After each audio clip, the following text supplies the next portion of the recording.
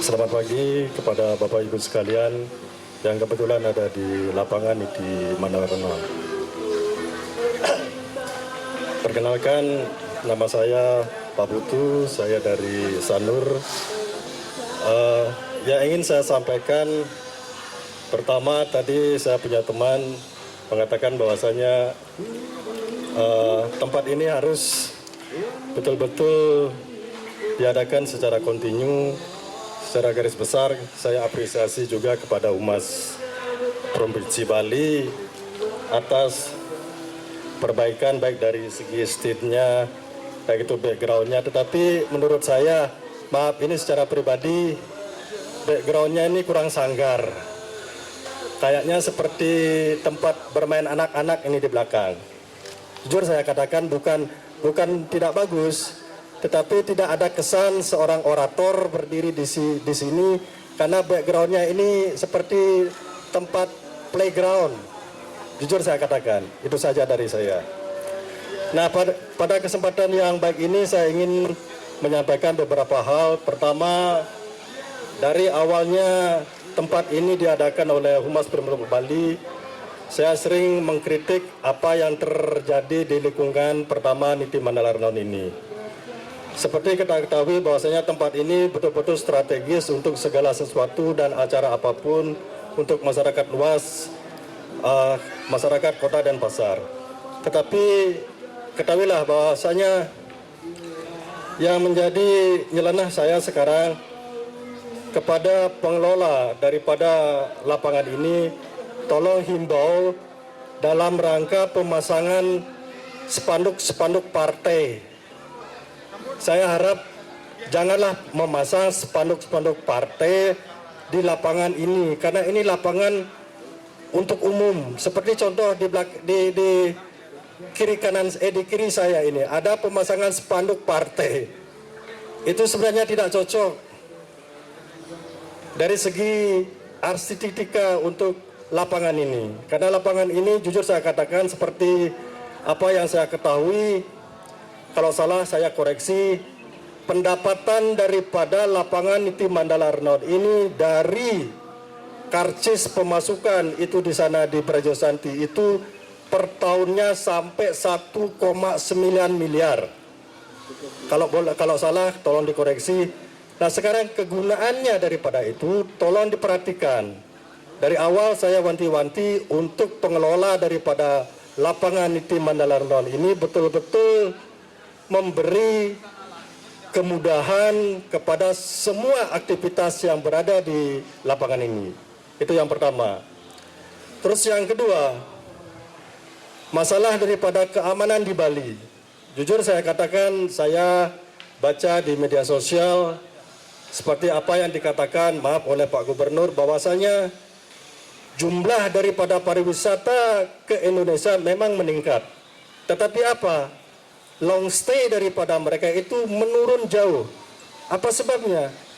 Karena keamanan daripada di Bali itu sudah menurun sekali. Nah, apa sebabnya?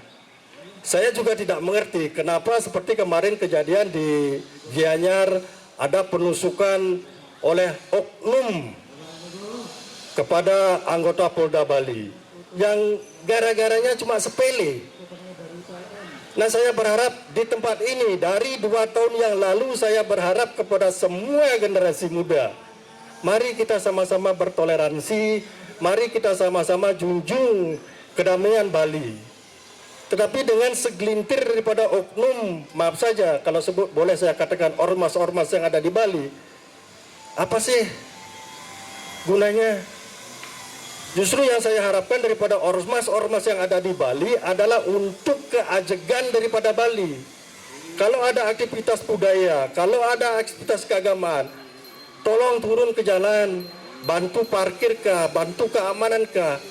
Jangan ujung-ujung baru ada kampanye, baru ada ini itu, berada geruduk, semua melibatkan ormas-ormas.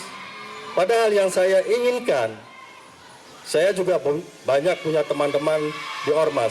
Yang saya inginkan adalah keajegan, kelestarian, keseragaman, kebinekaan daripada ormas itu sendiri untuk menjaga Bali ke depannya. Itu yang kedua. Nah, yang ketiga, masalah yang dari dulu juga ingin saya sampaikan di sini, wanti-wanti kepada semua SKPD yang ada di Provinsi Bali. Pertama, saya ingin ucapkan terima kasih bahwasanya banyak usulan saya yang sudah ditindaklanjuti seperti pengaspalan di Danau Tempe, pengaturan tempat pariwisata yang ada di Sanur, di Batursari. Tetapi ada satu yang mungkin belum sampai sekarang dan sampai menimbulkan kejadian yang sangat memilukan waktu saya masih di Papua. Itu terjadinya kapal tenggelam yang terjadi di Nusa Penida. Cuma gara-gara memang sudah ada jembatan, tetapi tidak ada pelabuhan yang pas. Yang saya usulkan waktu 2 tahun kemarin adalah adanya pelabuhan kecil di Sanur Kaje pada saat penyeberangan orang yang mau menuju ke Nusa Penida. Sampai sekarang nothing, artinya kosong, tidak ada istilahnya penelaah, tidak adanya survei sama sekali. Nah, pada kesempatan ini saya juga ingin mengusulkan kembali, tolong Pemprov Bali yang notabene anggarannya sangat besar dalam pembangunan infrastruktur, kenapa tidak bisa membangun pelabuhan kecil di Sanur Kaje dan di Nusa Penida, sehingga kalau kita menyeberang tidak ujuk-ujuk kita terlanjur basah, baru naik kita basah, apalagi turunnya kita basah. Itu usulan saya. Terus yang ketiga, menindaklanjuti seperti apa yang dikatakan teman saya tadi, bahwasanya kata-kata bisa memberikan satu hal yang positif dan negatif.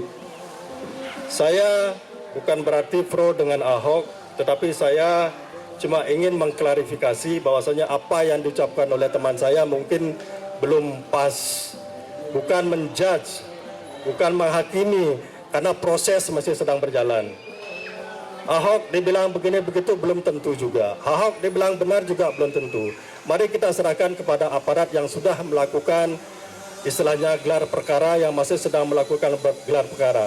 Cuma yang disayangkan, maaf kalau salah saya ngomong, kenapa mesti pada saat-saat seperti pilkada di Jakarta, masalah SARA sekarang betul-betul sangat mengganggu di batin saya. Dari awal saya berdiri di sini 2 tahun lalu, saya selalu memberikan satu pengertian, mari kita toleransi beragama dengan baik. Tetapi dengan adanya kejadian yang kemarin, saya bukan anti Muslim, saya bukan anti Kristen, tapi saya menjunjung pluralisme yang ada. Kenapa orang-orang yang mengatasnamakan, maaf sekali lagi kalau salah saya ngomong, yang mengataskan ulama, kiai, yang berjenggot, yang bersorban, itu selalu memberikan satu kesan bahwasanya sedikit-sedikit kafir. Apa sebenarnya kafir itu? Nah sekarang MUI, Majelis Ulama Indonesia, itu lembaga apa sebenarnya? Kalau boleh saya tahu, itu bukan lembaga negara, itu bukan lembaga institusi, tetapi diberi anggaran oleh APBN oleh negara. Jumlahnya besar.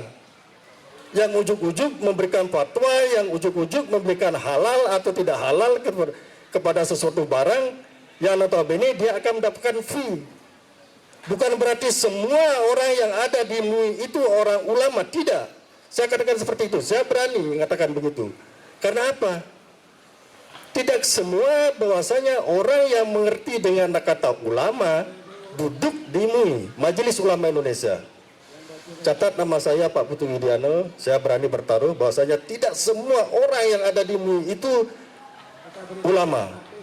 Saya katakan, mereka berani menghujat Buya Arif yang notabene adalah pendiri daripada Muhammadiyah. Nah itu suatu hal yang tidak benar menurut saya. Ujuk-ujuk fatwa dikeluarkan bahwasanya Ahok menistakan agama. Coba Bapak lihat videonya yang sebenarnya yang di di Pulau Seribu. Itu sepenggalan kata yang dihapus oleh Buya Yani. Nah inilah biang keroknya sebenarnya. Nah kalau tadi ada teman saya mengatakan bahwasanya ada lambang negara, ada istilahnya kebesaran agama, kebesaran negara yang sudah betul-betul dicoreng, dicaci maki oleh seseorang yang namanya Habib Rizik. Kenapa pemerintah tidak berani menangkap? Kenapa? Mau tahu Bapak-Bapak Ibu sekalian? Kenapa? FPI itu siapa? Kalau boleh saya katakan, FPI adalah produk daripada demokrasi pada tahun 98. Itu ada jelmaan dari PAN Swakarsa yang dibentuk oleh pemerintah dan Polri pada saat itu. Sehingga sekarang polisi, pemerintah tidak berani untuk menghapus mereka. Yang dulu tujuannya adalah untuk membenturkan masyarakat PAN Swakarsa itu kepada mahasiswa pada saat itu. Nah, itu sebenarnya kejadiannya. Itu hal yang terjadi. Sehingga sekarang polisi maupun pemerintah tidak berani menghapus FPI. Padahal sejujurnya FPI sudah betul-betul merusak lambang negara, mencaci presiden. Dia bilang dalam pidatonya bahwasanya dia bersahabat dengan ISIS. Nah, kenapa itu tidak ditangkap? Kenapa itu tidak diusut? Nah, saya berharap pemerintah Republik Indonesia betul-betul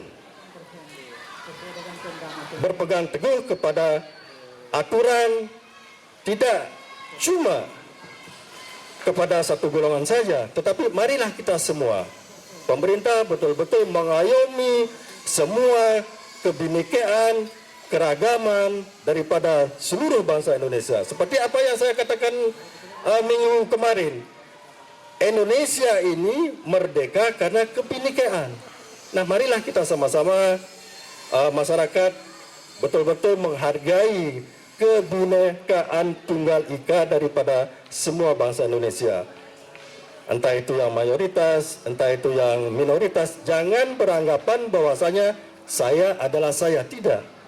Dalam ajaran agama Hindu sudah dikatakan tatwam asi. Saya adalah kamu, kamu adalah saya. Nah, itu artinya apa? Apapun yang kamu lakukan, saya rasakan. Apapun yang saya rasakan, kamu lakukan.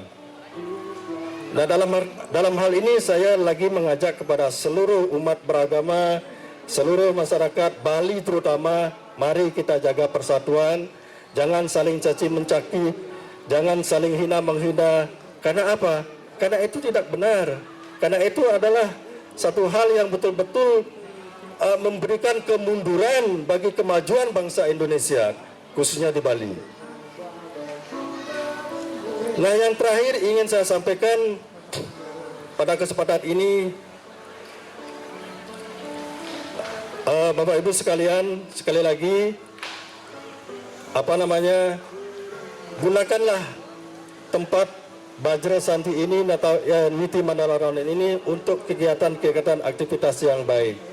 Dan saya berharap kepada pengelola daripada lapangan ini betul-betul memperhatikan kegunaan, fungsi dan fungsi daripada lapangan Niti Mandala Round ini. Tidak terjadi seperti di sini becek-becek. Memang sekarang November musim hujan, tetapi marilah. Dan saya ingin mengajak kepada seluruh masyarakat dan pasar Badung khususnya untuk menjaga lingkungannya masing-masing. Saya lihat di jalan-jalan itu rumputnya sudah tinggi-tinggi. Saya harap kepada SKPD yang kebetulan masalah kebersihan, tolong dijaga kebersihan. Saya kangen sebenarnya yang bernama teman saya yang dari dulu di sini, Pak Ogah, tapi beliau masih di Jawa atau di mana. Nah, orang-orang seperti itulah yang sebenarnya yang patut kita rindukan, celoteh-celotehannya di sini. Tetapi ya sudah, kita tunggu saja, mungkin lain waktu dia akan balik ke Bali. Cuma itu dari saya. Kalau ada kata yang salah, mohon dimaafkan. Terima kasih.